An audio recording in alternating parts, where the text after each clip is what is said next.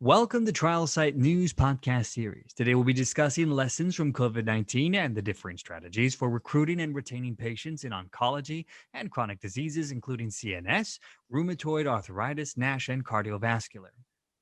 And so to do this, we have the pleasure of introducing Dr. Ian Smith, founder, director, and chief medical officer of Panthera Biopartners and CEO of Panthera Biopartners, Stuart Young. So gentlemen, welcome. Hi there, welcome. Thanks. Thank you very much. So let's talk about site management organization. Can you share with the audience what an SMO is, what it does, and how it's different than a standard trial site location? Well, there have been a number of iterations of SMOs over the years, and we'll concentrate on the model that we operate.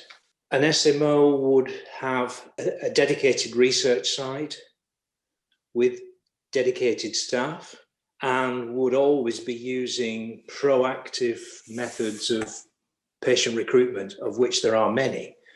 Direct patient contact, advertising, media, and through other physicians.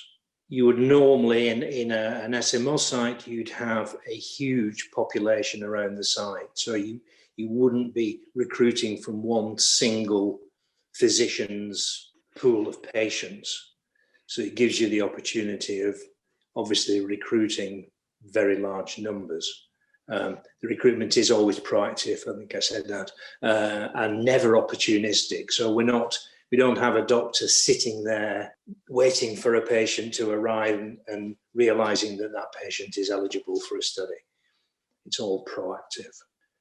There have been other models of site management organization, commonest being a group of independent sites that sort of put themselves together for marketing and other purposes. But in our model, our sites are owned and staffed by Panthera. So let's shift then to COVID-19. How is the SMO business changing because of this pandemic? It's changed the whole landscape of clinical trials, to be honest. Certainly in terms of authorizations and study starts, things can happen in days or weeks rather than months or even years for a standard study. So I think it might have made us all, that's the industry, ethics committees, regulatory bodies, realize that things actually can be done quickly if you need to. And some of us are hoping that that will stay as it is when we come out of COVID into more general research areas.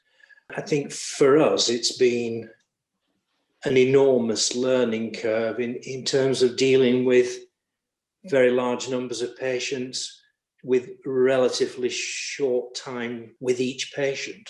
If I may add a little as well, I think we're specific to the SMO. We're based in the United Kingdom, and we're in an area where the vast majority of research in our setting is dominated by a national health system. So most of the research that takes place in the UK and in various other European countries is done either completely in the public sector or in a kind of public sector partnership. And what COVID has done to the public sector has obviously shifted so much of its focus and energy into treatment of COVID, to the extent to which many chronic disease conditions have taken a back seat just on a treatment level. And that's had a knock-on impact to research, which has more or less come to a complete halt, apart from the studies that are focused on COVID, of course.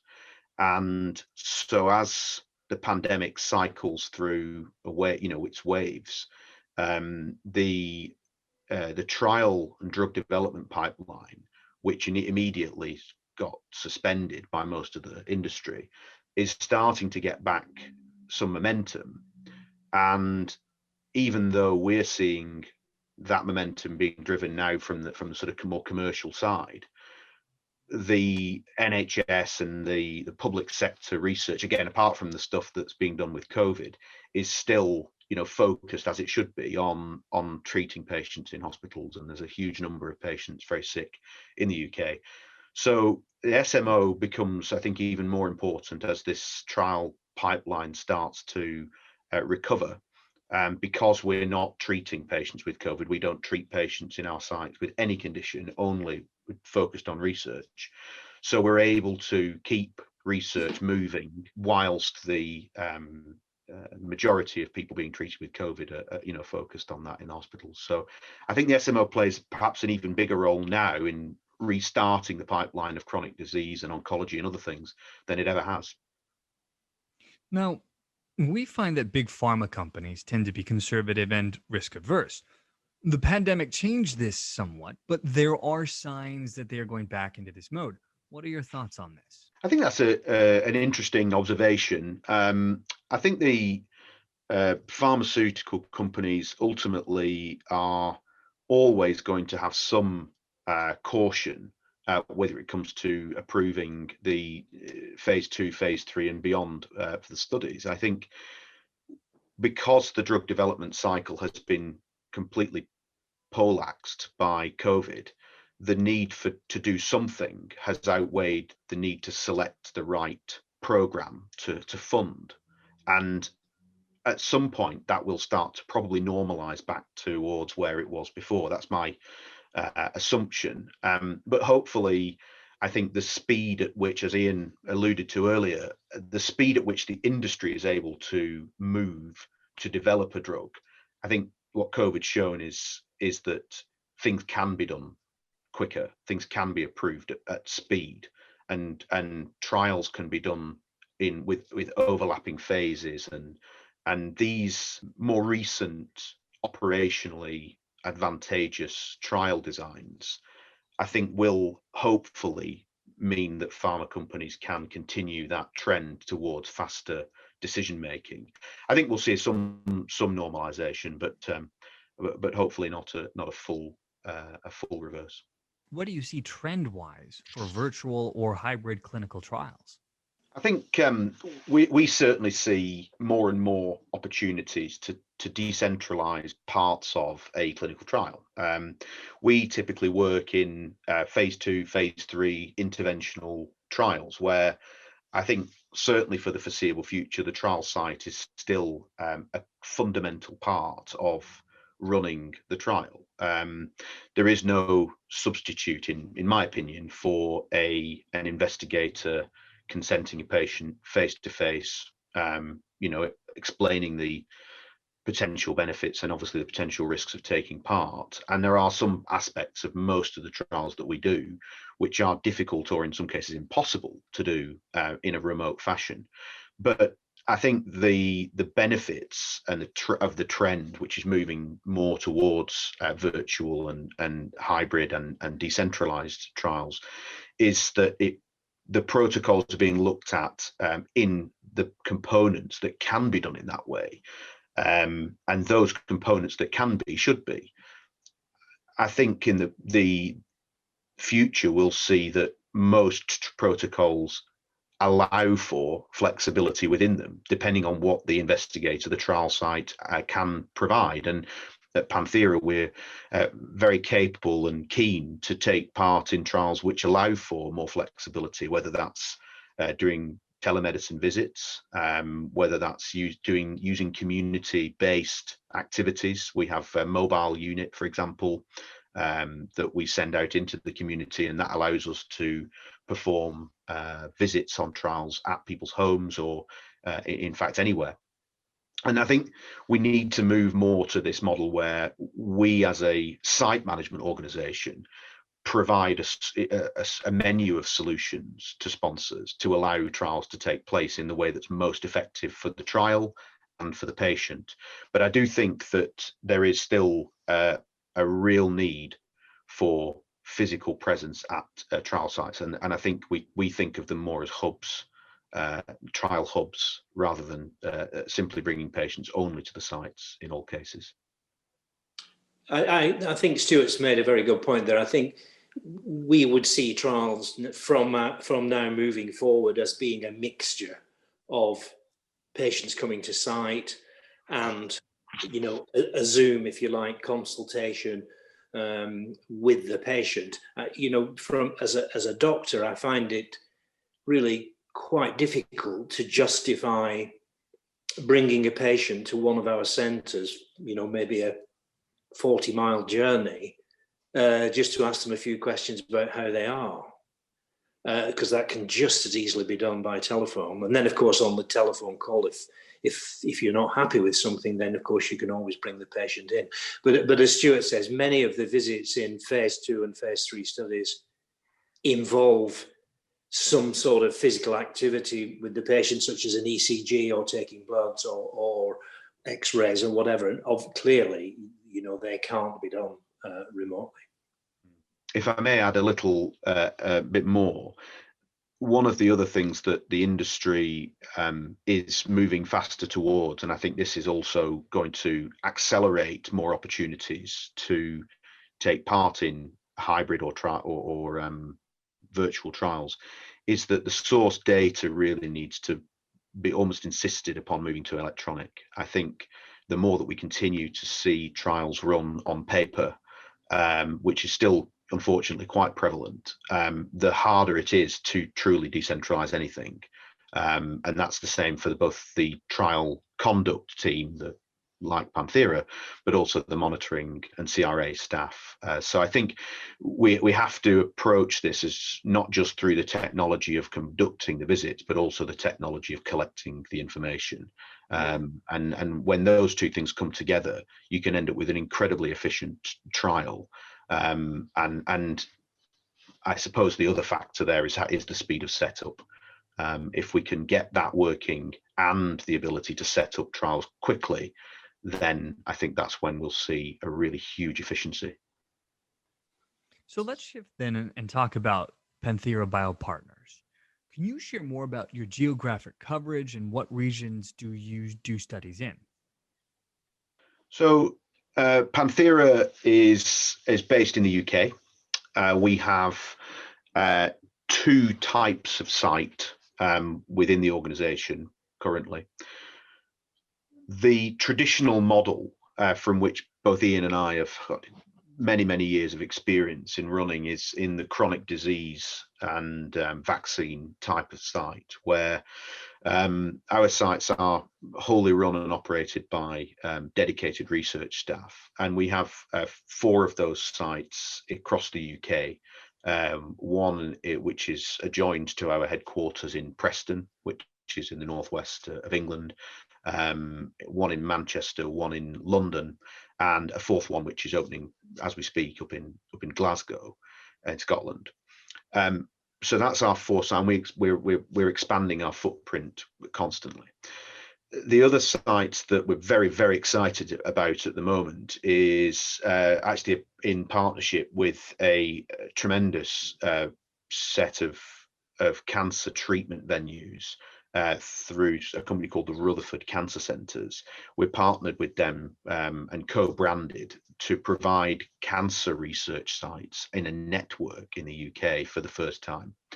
I mentioned earlier that pretty much all therapy areas in the UK's research landscape are dominated by the public sector. It's the way that the healthcare system works, and the NHS does a tremendous job in randomizing and delivering trials in all therapy areas. But in oncology, it's almost 100% of the research is done within the NHS, with obviously the consultant oncologists being the principal investigators.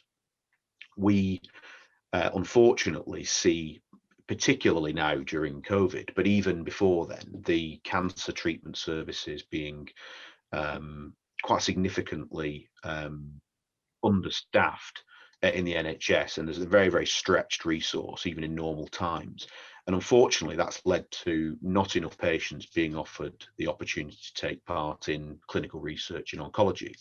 And while it's certainly a challenging area for an SMO to operate, we see it as a hugely important development for us to be able to offer this. And actually the commercial landscape is very, very favourable as well, as obviously our customers are facing the other end of this problem, where they're not being able to find enough trial sites in oncology to be able to fulfil the country and the study commitment.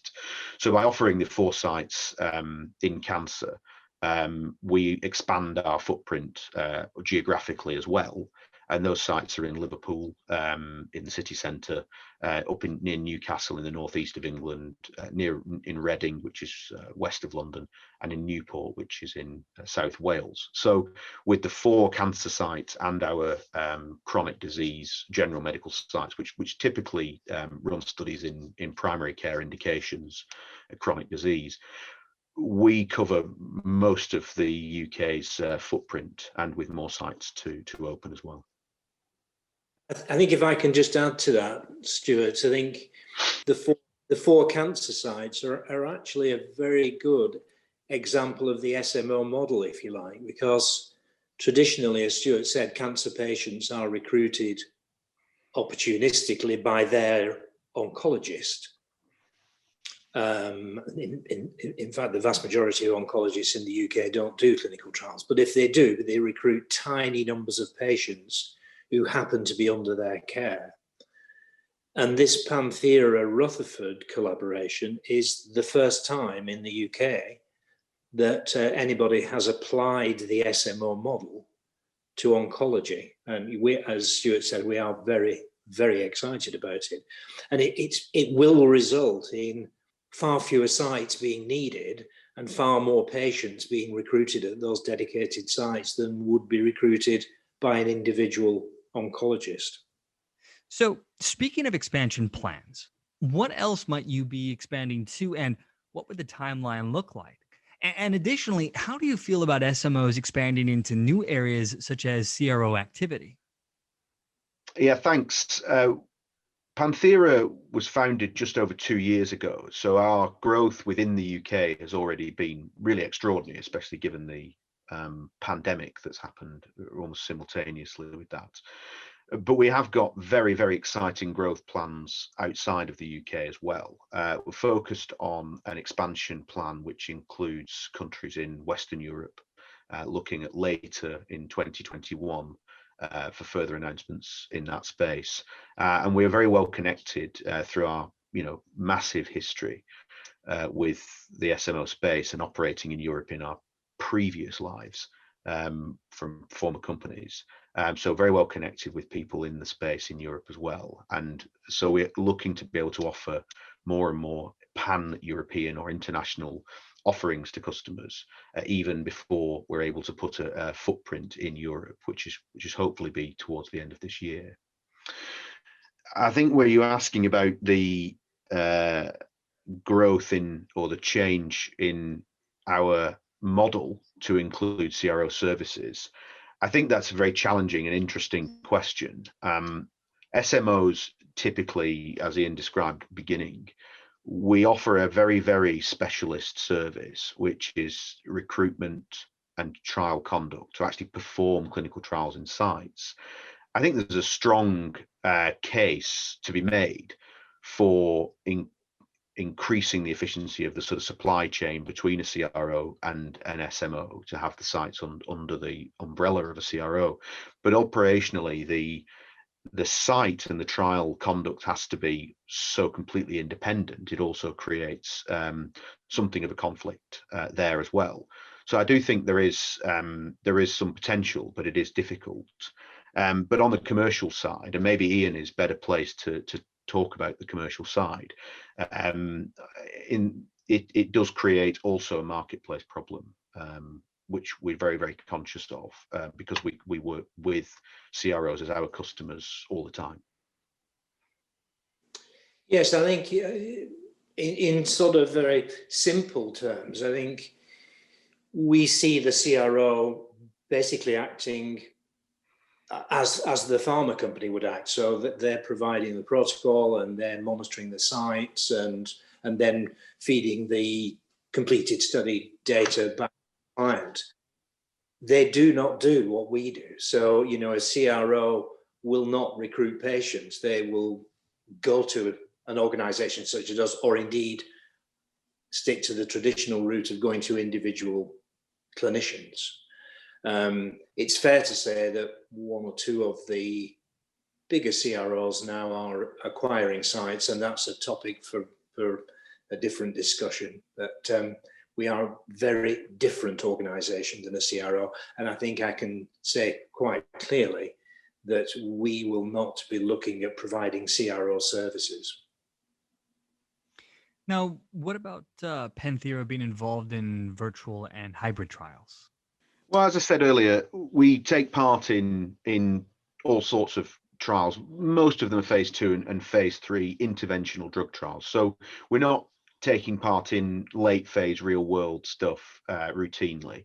And in the phase 2 and phase 3 space, as I said previously, we're seeing the trial protocols starting to have more elements which are able to be done in a virtual manner, and we're absolutely ready and capable for that. And with the electronic source becoming more prevalent, I think again it affords greater opportunities for trial sites like Panthera and anyone to be able to do more in the virtual space.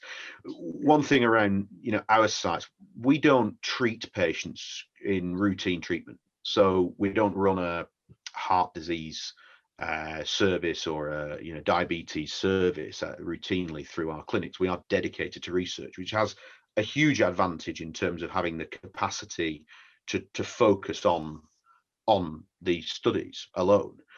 But it also means that we aren't in a position to be prescribers, for example, in the UK. So our doctors would not prescribe routine medications.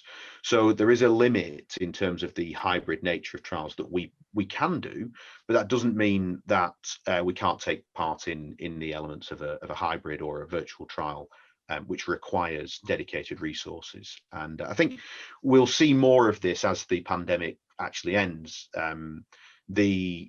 The COVID trials have been designed in a very simplistic way in the main. That's certainly the way we see it. And that's largely, I think, been forced due to the issues of speed rather than efficiency. The industry has allowed for an enormous amount of resource to be allocated to the COVID trials, and any trials designed this year at speed have I think, in my experience, have been focused on getting them done rather than doing them in the most technologically advanced manner. But it doesn't mean that the benefits of doing these quicker studies can be gathered and gained in new trial design. But I really expect the explosion of virtual trial capabilities to come as we emerge from the pandemic, with the trials that are being designed as we speak, and we're ready for that. And I think just to add a comment, if you're looking at purely virtual studies, they will, I would have thought they would always be in that sort of phase 4 post-marketing arena where you don't need to have the patient in front of you. You're not going to be doing ECGs and X-rays. You're just going to be following them up in a traditional phase 4 manner. I don't really see any justification for those patients usually coming into a site at all. But Panthera's not big into phase 4 trials. And finally, before I let you guys go, can you talk about any growth plans that Panthera may have over the next year or two? So in terms of future plans, I mean, obviously, as Stuart has said, we are clearly going to open more sites in the United Kingdom, and we have our eyes outside the United Kingdom as well. But there are other major therapy areas that we feel are ideally placed to be, for the patients to be recruited in an SMO environment. I would say that Nash is probably a prime disease area where, because it's hardly ever diagnosed, it's an area where screening for the disease works very well. And that's a process which certainly in the UK, the NHS sites just simply can't do. They don't have the facilities to do that. So we do see ourselves expanding into that Nash arena fairly aggressively this year. And indeed, we will be starting our first Nash study quite soon. Well, thank you so much for joining us today, Dr. Ian Smith and Stuart Young. We appreciate you guys taking the time out of your busy weekend.